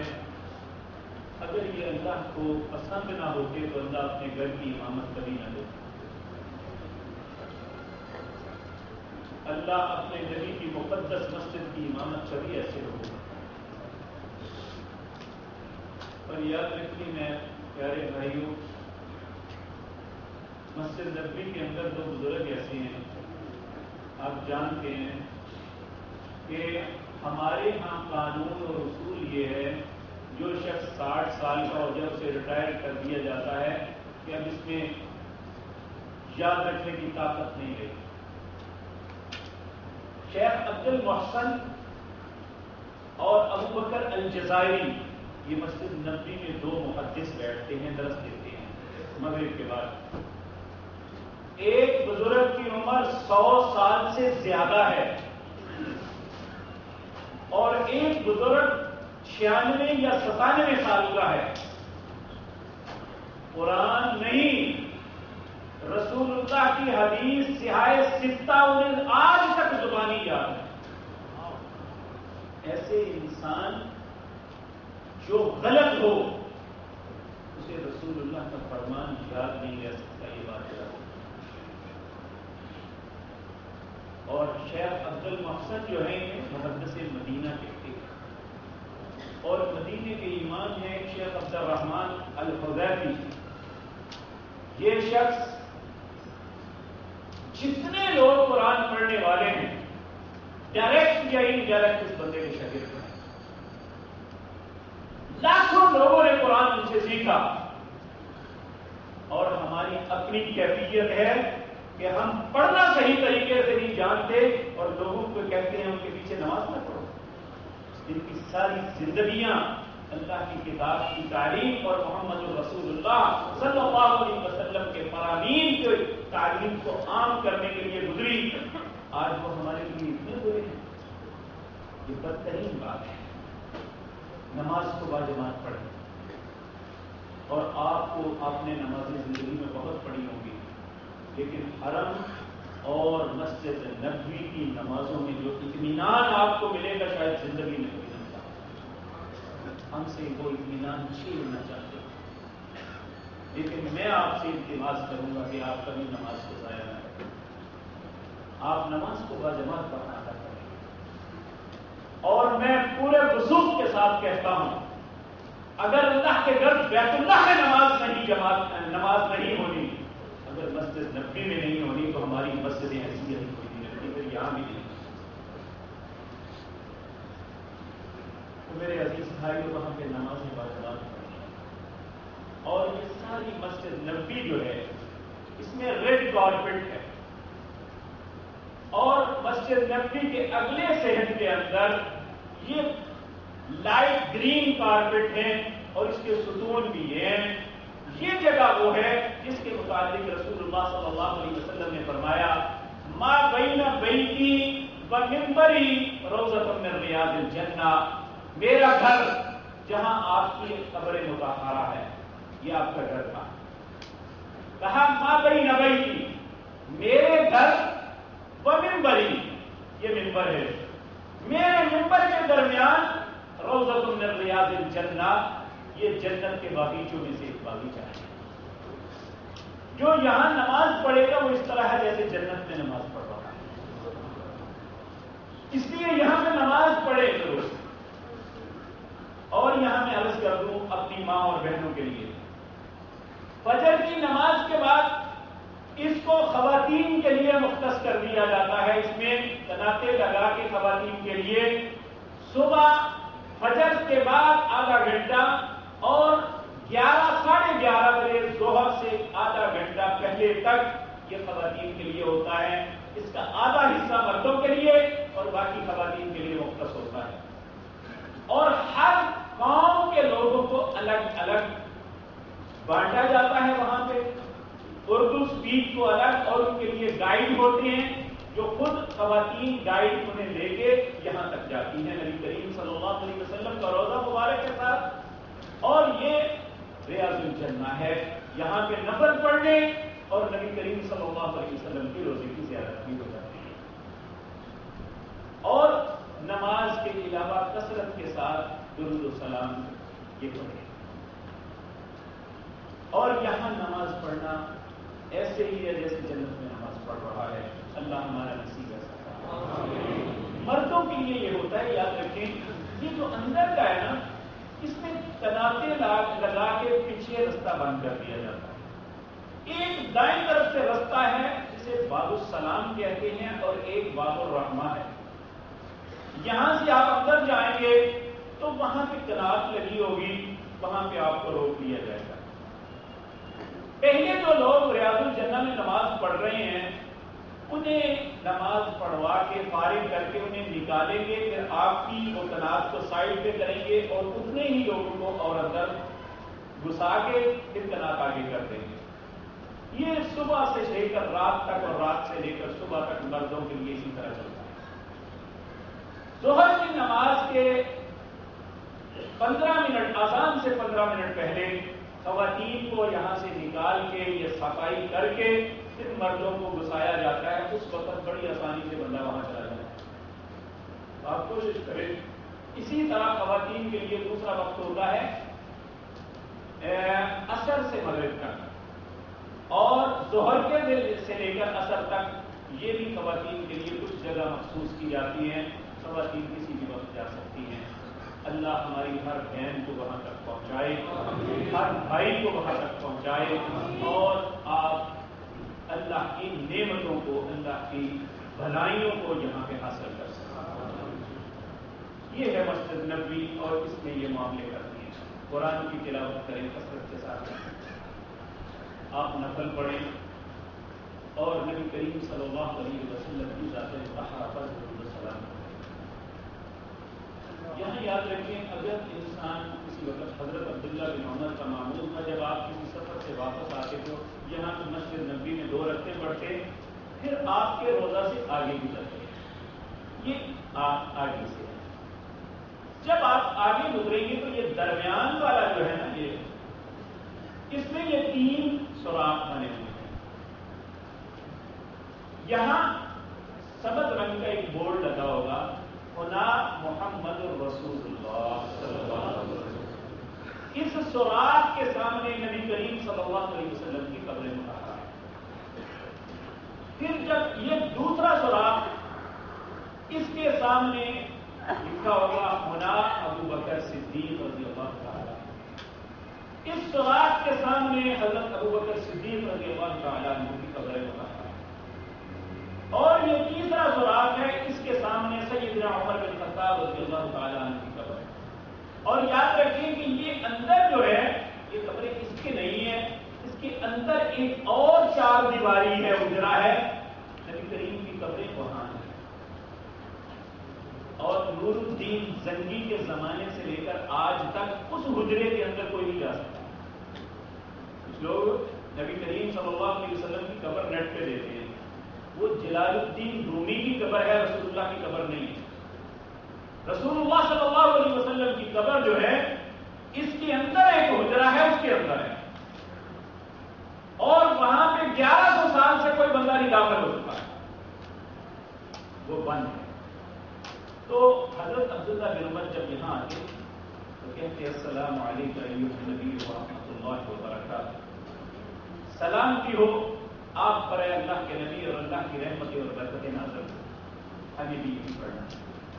پھر آپ یہاں آتے کہتے السلام علیکم یا ابا بکر, سلامتی ہو آپ پر ابو بکر.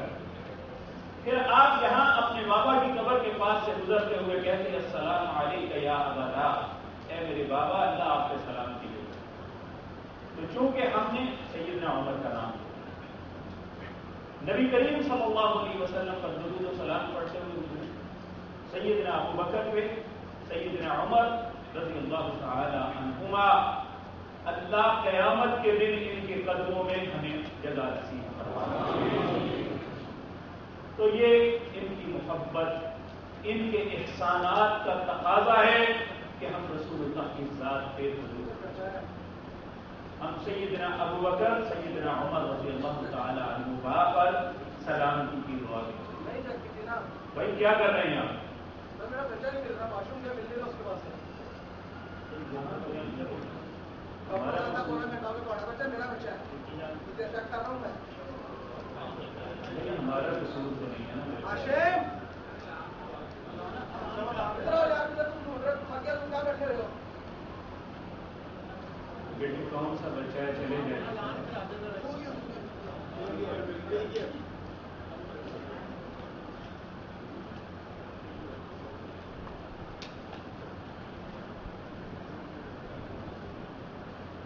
اب مسجد نبوی کے علاوہ کون سی زیارات ہیں جو ہم کر سکتے ہیں؟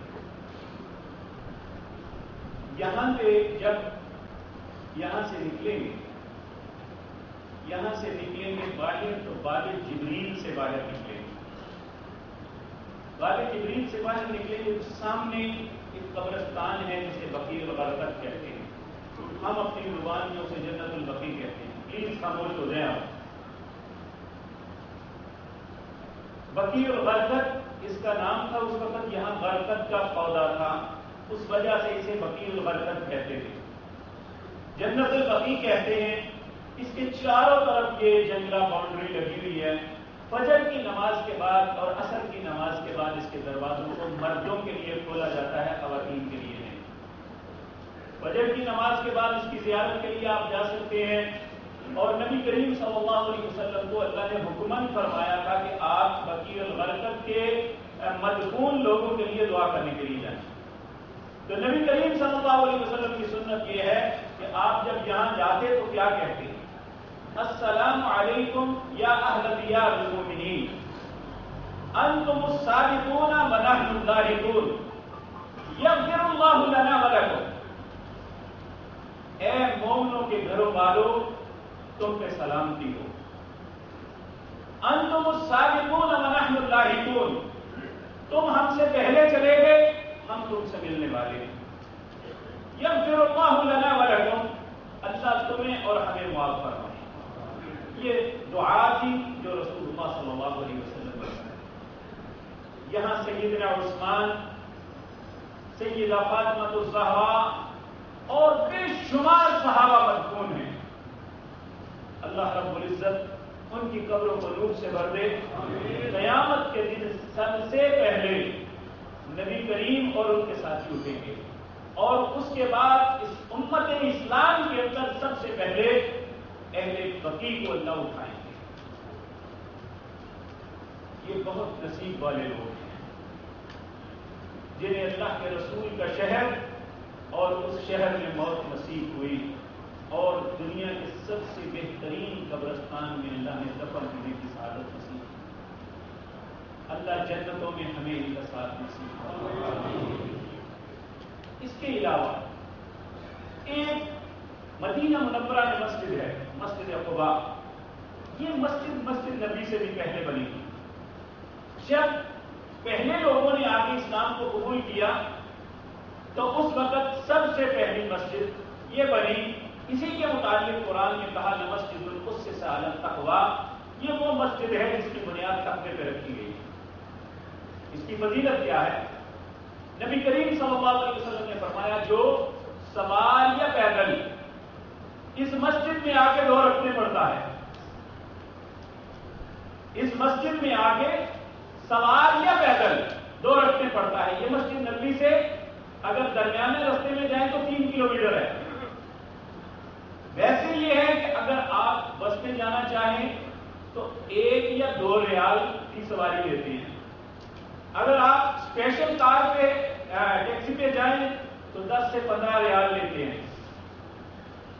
اس مسجد کے اندر جا کے جو 2 رکھنے پڑے گا اللہ اسے کامل عمرے کا ثواب دے گا۔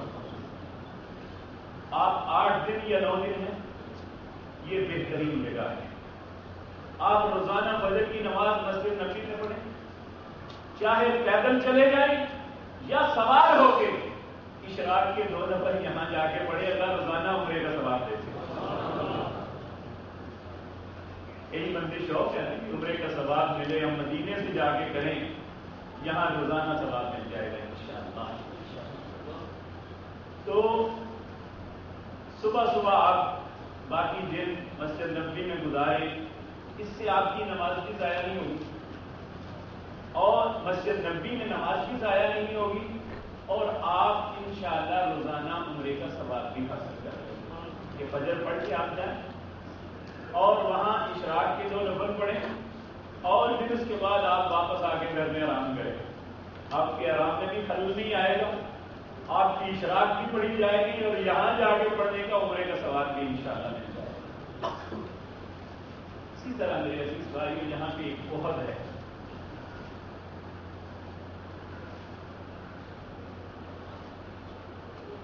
یہاں جنگ احد ہوئی تھی، یہاں نبی کریم صلی اللہ علیہ وسلم کے چچا سیدنا حمزہ شہید ہوئے تھے۔ نبی کریم صلی اللہ علیہ وسلم اور سیدہ فاطمہ الزہرا رضی اللہ تعالی عنہا سیدنا حمزہ کی قبر پہ زیارت کے لیے جایا کرتے ہیں۔ یہاں بھی ہم جا سکتے ہیں۔ یہاں بہت خوبصورت ایک مسجد بہت بڑی بن گئی ہے، میرا خیال ہے آپ جب حج پہ جائیں گے تو وہ کمپلیٹ ہو چکی ہوگی، کیونکہ وہ اسی پچھلے سال سے شروع ہوئی تھی۔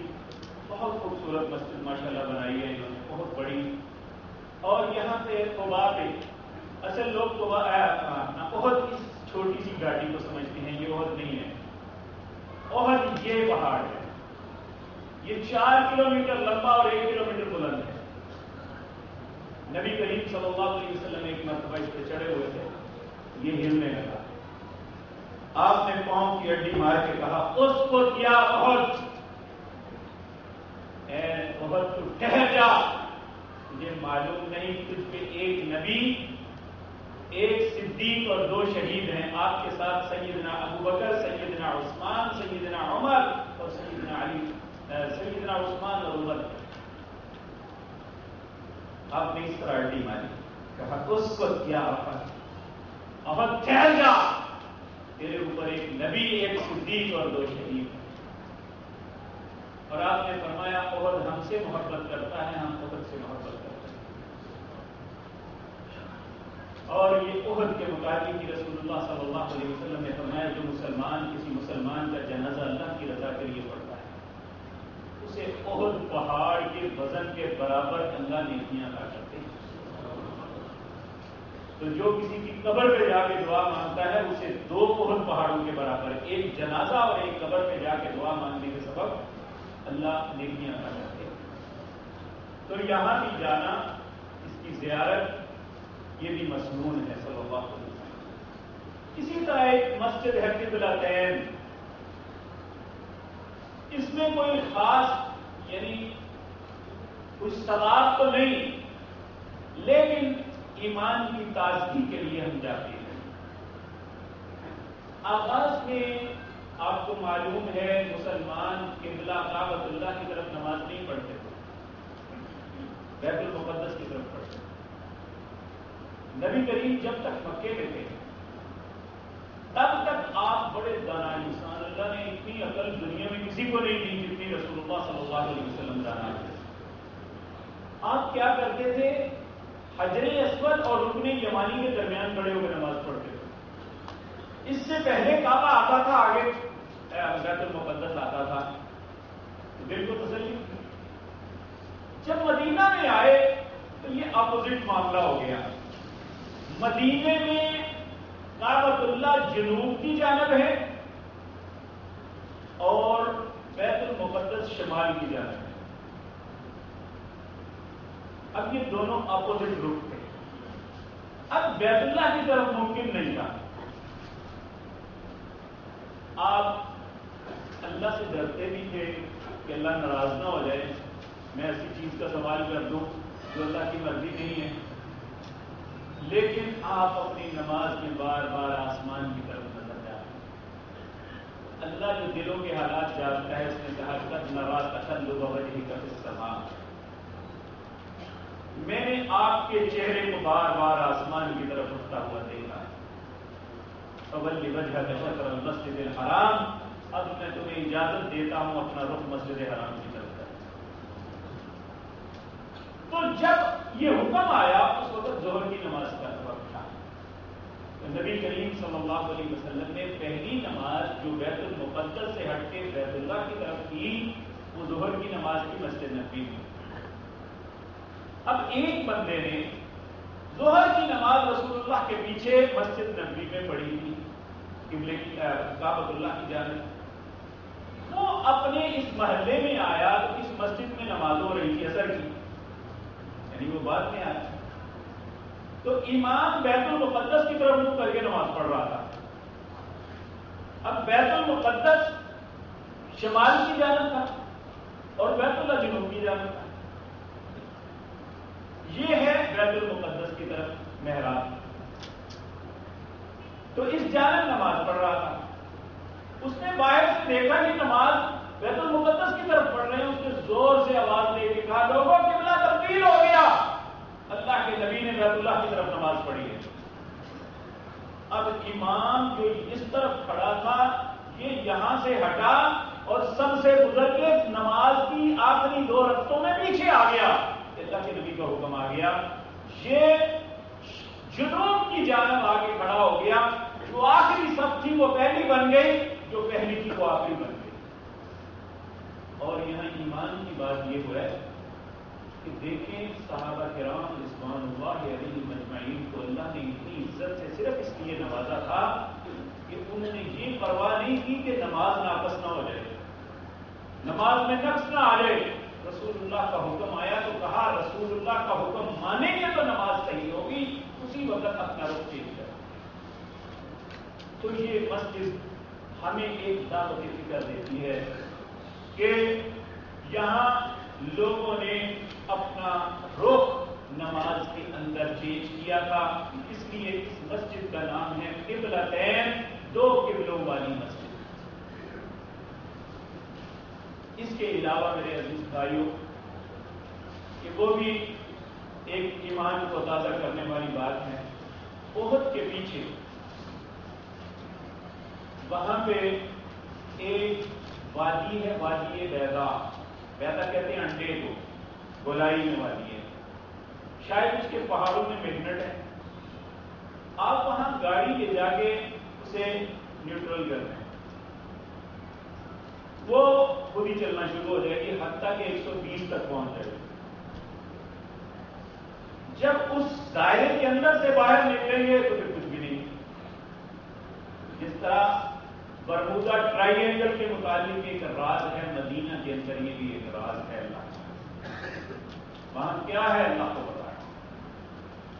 تو یہ بھی انسان کا ایمان تازہ ہوتا ہے, یہ بندہ دیکھ سکتا ہے. اسی طرح میرے عزیز بھائیوں مدینہ کے مشرق میں ایک جلا ہوا پہاڑ ہے. نبی کریم صلی اللہ علیہ وسلم نے فرمایا یہ قیامت کی رسول اللہ کی رسالت کی حقانیت کی دلیل ہے. ایک جلا ہوا پہاڑ ہے, اس پہاڑ کے پتھر میرا خیال ہے میرے پاس نیچے پڑے بھی, میں غلطی ہوئی ہے میں لیا تھا. آپ کتنا بڑا جو پتھر اٹھائیں گے تو ایسے ہوگا جیسے پھول پکڑا ہوا. یہ اتنا ہلکا, وہ بالکل راک بنا ہوا. یہ وہ چیز ہے نبی کریم صلی اللہ علیہ وسلم نے فرمایا قیامت قائم نہیں ہوگی کہ مدینے میں آگ لگے گی, جو اتنی بلند ہوگی کہ بسرا کے چرواہے اپنی اونٹنیوں کی گردنوں پہ اس کے روشنی دیکھیں گے. بسرا 900 کلومیٹر یمن کی جانب ہے. امام قرطبی امام ابن کثیر نے کہا ہے کہ ہم نے وہ زمانہ دیکھا 448 ہجری میں یہ آگ لگی تھی. جس طرح جاری نہر ہوتی ہے اس طرح یہ آگ چلتی تھی. جب یہ حدود حرم کے پاس آتی تھی تو بجھ جاتی. اس آگ کا فضلہ جو ہے مدینے کے مشرق میں پڑا ہوا ہے. اب وہاں پہ ایک بہت بڑی انہوں نے کالونی کاٹی ہے, وہاں ایک نیا شہر آباد کر رہے ہیں. بہرحال وہ ابھی تک موجود ہے. اگر ممکن ہوا عام لوگ زیارت کے لیے وہاں نہیں لے جاتے. عام انسان یہ دیکھ کے رسول اللہ صلی اللہ علیہ وسلم کی رسالت کی حقانیت کی دلیل کو دیکھتا ہے کہ آپ نے 1400 سال پہلے جو بات کہی تھی وہ 648 ہجری میں لوگوں نے اپنی آنکھوں سے دیکھا. آپ نے فرمایا قیامت قائم نہیں ہوگی, مدینے سے آگ نکلے. اور بسرا کے لوگوں نے, امام قرطبی لکھتے ہیں کہ میں نے خود بسرا کے اونٹوں کی گردنوں پہ اس آگ کی روشنی دیکھی. تو میرے عزیز بھائیوں اسی طرح مدینہ منورہ میں میرے عثمان ہے, جو سیدنا عثمان رضی اللہ تعالیٰ عنہ نے کنواں یہودی سے خرید کے مسلمانوں کے لیے وقف کیا تھا, جس سے اہل مدینہ پانی پی.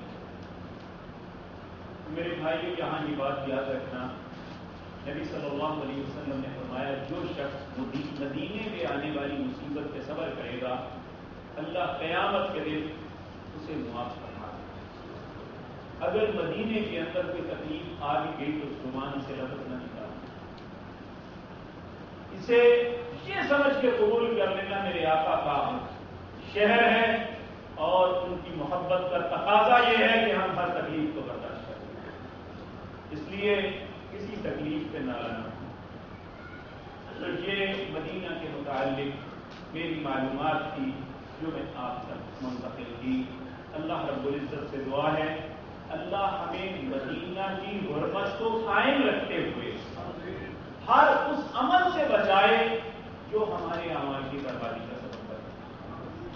اس لیے مدینے میں جا کے بڑا محتاط اپنا وقت گزارنا ہے، سوائے اس کام کے کوئی عمل نہیں کرنے کی کوشش کرنی جو اللہ کے رسول کے طریقے میں موجود نہ ہو. تو اللہ ہمیں توفیق دے.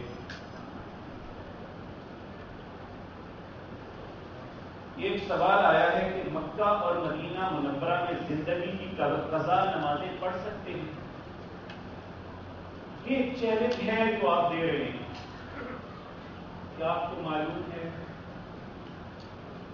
کہ آپ کو زندگی میں اتنا وقت ملے گا؟ اور جہاں تک دوسری ذہنیت ہے آپ کے ذہن میں کہ لاکھ نماز کا ثواب ہوتا ہے اس لیے لاکھ قضا نمازیں ہو جائیں گی. نماز ایک ہی ہے، اس کا ثواب لاکھ کے برابر ہوگا. یہ نہیں کہ لاکھ نمازیں آپ کے نام اعمال میں لکھی جائیں گی. نماز تو ایک ہی ہے لیکن اس کا اجر لاکھ نمازوں کے برابر ہوگا. اور جہاں تک قضا نمازیں پڑھنے کا تعلق ہے یہ بات یاد رکھیے یہ اللہ نے میری امت کو عطا کی. ان میں پہلی آیت سورۃ آل عمران کی ہے.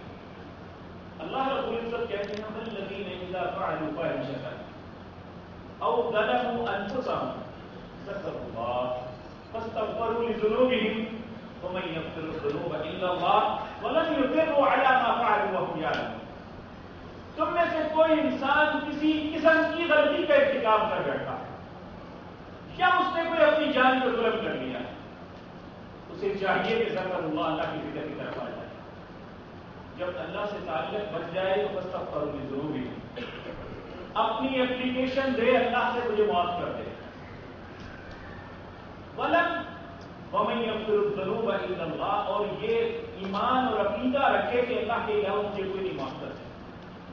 ولم یصروا علی ما فعلوا، جس غلطی کی معافی مانگ رہا ہے دوبارہ اس کا اعادہ نہ کرے.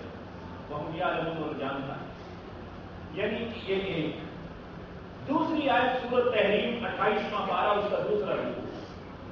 اللہ فرماتے ہیں یا ایھا الذین آمنوا، اے لوگوں جو ایمان لائے ہو، توبوا الی اللہ توبۃ نصوحا، اللہ سے پکی اور سچی توبہ کر لو. عسیٰ ربکم ان یکفر عنکم سیئاتکم، ان قریب تمہارا رب تمہاری خطاؤں سے انکار کر دے گا، اس میں کوئی غلطی نہیں. تیسری آیت سورۃ فرقان کی ہے. اللہ فرماتے ہیں الا من تاب وآمن وعمل عملا صالحا فاولئک یبدل اللہ سیئاتہم حسنات. جو شخص توبہ کر لیتا ہے پھر ایماندار بن جاتا ہے پھر نیک عمل شروع کر دیتا ہے، اللہ کو یہ اتنا اچھا لگتا ہے اللہ سابقہ زندگی کے گناہوں کو بھی نیکیوں میں شامل کروا دیتا ہے. اس لیے یہ قضا کے معاملے کوئی نہیں ہے. جب انسان گناہوں سے تائب ہو کے نیکی کی طرف آتا ہے تو نبی کریم صلی اللہ علیہ وسلم نے فرمایا التائب من الذنب کمن لا ذنب له، اپنے گناہوں سے تائب ہو کے اللہ سے معافی مانگنے والا ایسا ہے جیسے اس نے گناہ کیا ہی نہیں. اس لیے یہ قضا والا معاملہ کوئی نہیں. اگر آپ نمازیں نہیں پڑھتے رہے اور اب آپ نے اللہ کی توفیق سے شروع کر لی ہے تو کبھی زندگی میں چھوڑنا نہ، سابقہ زندگی کی اللہ کا کام کو درست کرنا.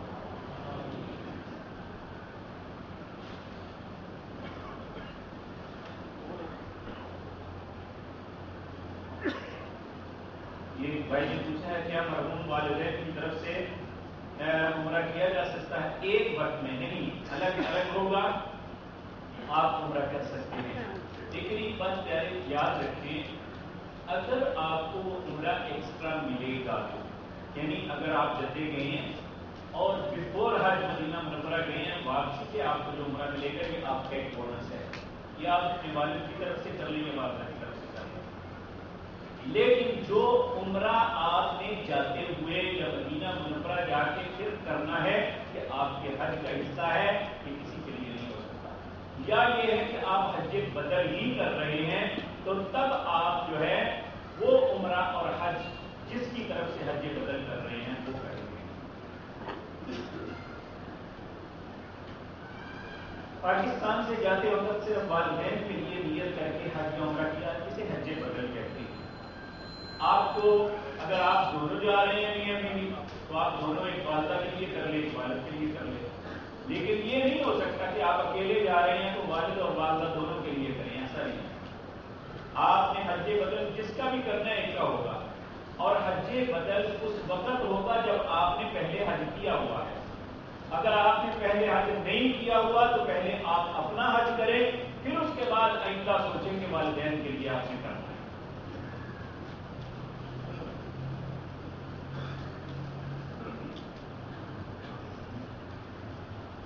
یہ پوچھا ہے کسی نے کہ بھائی جان مکہ سے مینا کی طرف جاتے ہوئے 3-4 دن کے لیے قیام کے لیے کیا کیا چیزیں ساتھ لے کے جانی ہیں؟ صرف ایک سوٹ، یا اگر آپ احرام کی چادروں کی ایک جوڑی لیتے ہیں تو آپ لے لیں۔ یاد رکھیں ہم نے 10 ذی الحج کو واپس آنا ہے، اور ہم واپس آتے ہوئے اپنے ہوٹل یا کمرے میں جا سکتے ہیں، وہاں پہ کوئی چیز رکھنی یا لانی ہے۔ کم سے کم سامان ساتھ لیں، کیونکہ ہم نے پہلے مینا میں موو کر کے جانا ہے، پھر مینا سے موو کر کے عرفات میں جانا ہے، عرفات سے پھر مزدلفہ آنا ہے، پھر واپس مینا میں آنا ہے، تو چاہے 2-4 کلو کی وزن ہو تو بڑی مشکل بن جاتی ہے۔ اس لیے کوشش کریں کہ کم سے کم آپ وزن لیں، چونکہ مینا میں آپ کو بس لے کے جائے گی، آپ وہ سامان لے کے بے شک مینا کے خیمے میں رکھ جائیں، آگے عرفات میں کچھ نہ لے کے جائیں، کیونکہ عرفات میں رات نہیں رہنی۔ تو اگر آپ تکیے کے بغیر نیند نہیں آتی، آپ کو ایسا تکیہ لے لیں جو ہوا بھرتا ہے، جس میں ہوا بھرے تو وہ تکیہ بن جاتا ہے، تو اس سے آپ کو زیادہ تکلیف دقت نہیں ہوگی۔ کمبل وہاں پہ ملیں گے، جو جن کے خیموں میں کنڈیشن ہے وہاں ان کے کمبل ہوتے ہیں، ان کے میٹرس ہوتے ہیں، اور ان کے سرانے ہوتے ہیں۔ یہ ان چیزوں کی ضرورت نہیں انشاءاللہ۔ پہلے ہوتا تھا کہ صرف کارپیٹ یا سفید دریاں پڑی ہوتی تھی، ہر چیز اپنی لے جانی پڑتی تھی، اب ایسا معاملہ نہیں ہے۔ خیموں کے اندر آپ کو تکیہ اور بستر میٹرس مہیا کیا جاتا ہے۔ مزدلفہ میں آپ جو ہے نا وہاں 10 ریال کا ایک چھوٹا سا مصلی ملتا ہے ایک بندے کے سونے کے لیے، جو ہماری بھی یہاں پلاسٹک کی وہ سبزی ملتی ہے، تو ایک بندے کی 2 کی 3 کے لیے جتنے آپ لوگ ہیں وہ آپ لے لیں، اور اس کے سرانے کی طرف ایک چھوٹا سا سرانہ بھی بنا ہوتا ہے، اس میں خوب بھر لیں تو وہ کام آ جاتا ہے، وہ نیچے ڈالنے کے لیے ہوتا ہے۔ پھر فرض آپ کے پاس کچھ بھی نہیں ہے تو وہاں بے شمار کارٹون بکھرے پڑے ہوتے ہیں، آپ کوئی کارٹون بچھا کے اس کے اوپر لیٹ سکتے ہیں، وہ کوئی ایسا مسئلہ نہیں ہے۔ لیکن اگر آپ اپنے ساتھ لے جانا چاہتے ہیں تو وہ فولڈ ہو کے چھوٹا سا ایسے تھیلے کی طرح بن جاتا ہے، وہ آپ اپنے ساتھ رکھ سکتے ہیں۔